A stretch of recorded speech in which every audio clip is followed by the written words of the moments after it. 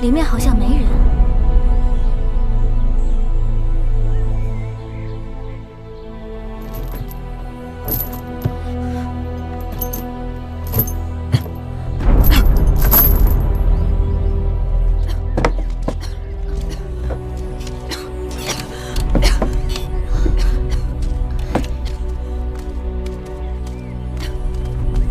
月妹妹，你这模样到底是怎么了？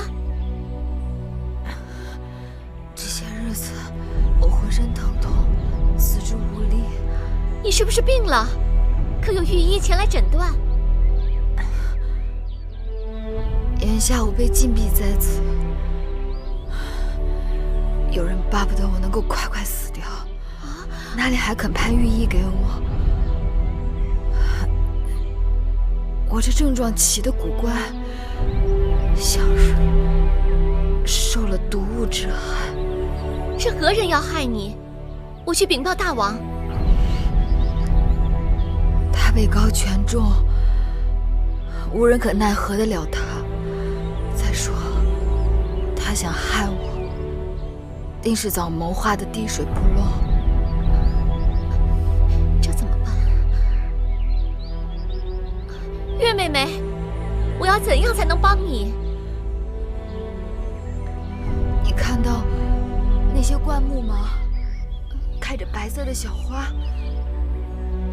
是开着球状的小花吗？它们是土茯苓，你若能挖出它们的根茎，或许还能救我一命。好，你等我，快帮我一起拔。是。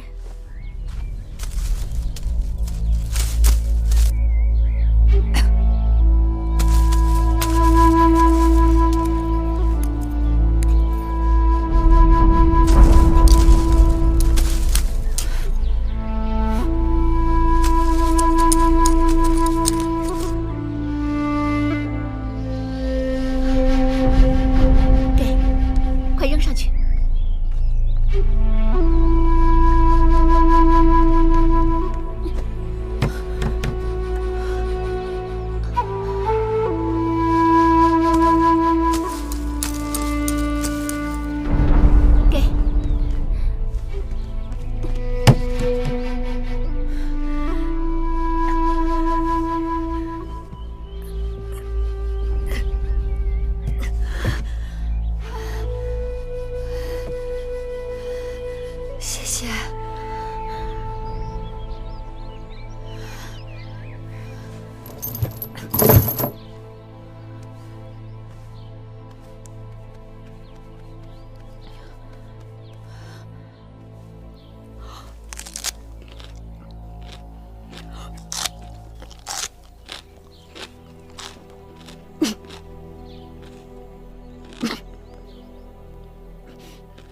公主，您这又是要去哪儿啊？随便走走。魏后刚刚解了公主的禁足，公主马上就在高堂台待不住了。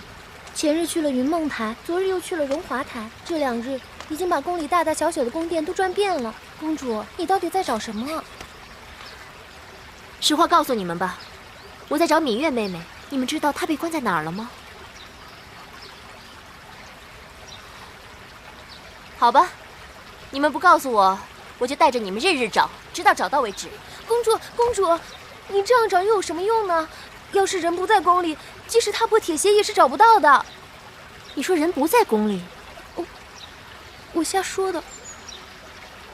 人不在宫里，那就在外面的离宫了。公主，你就饶了婢子吧，婢子真的不知道。公主要是说是婢子说的，婢子一定性命难保。谁说是你说的了？是本公主自己想到的。快说，月儿被关在哪个离宫啊？公主，快别难为我们了，我们只知道月公主并不在宫内，可是到底在何处，实在不清楚。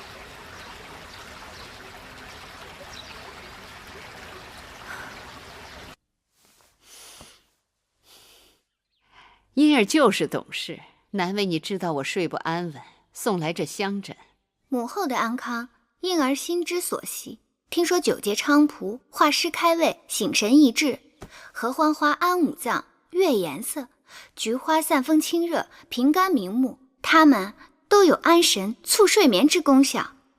因而这些天特地采集了上好的菖蒲、合欢和菊花，做成了这个香枕，望母后舒心气、畅心神、怡心情、益寿延年。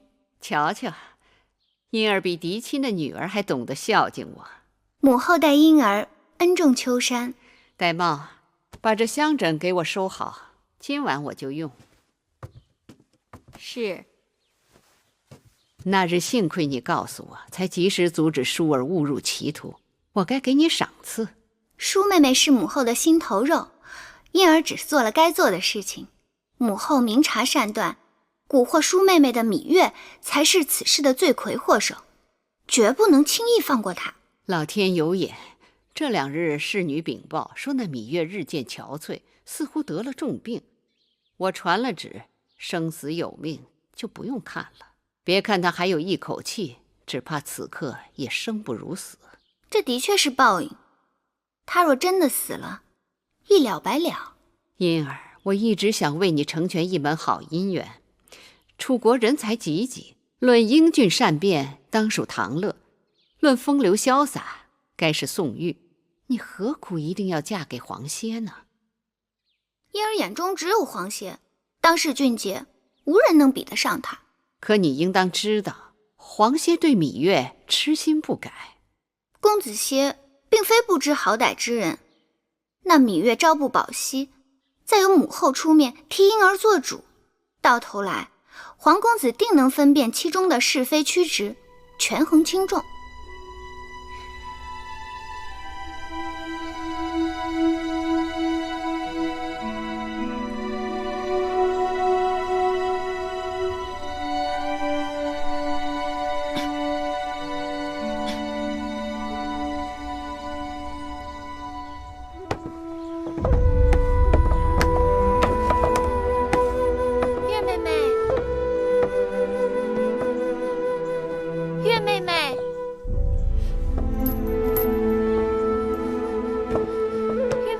好吗？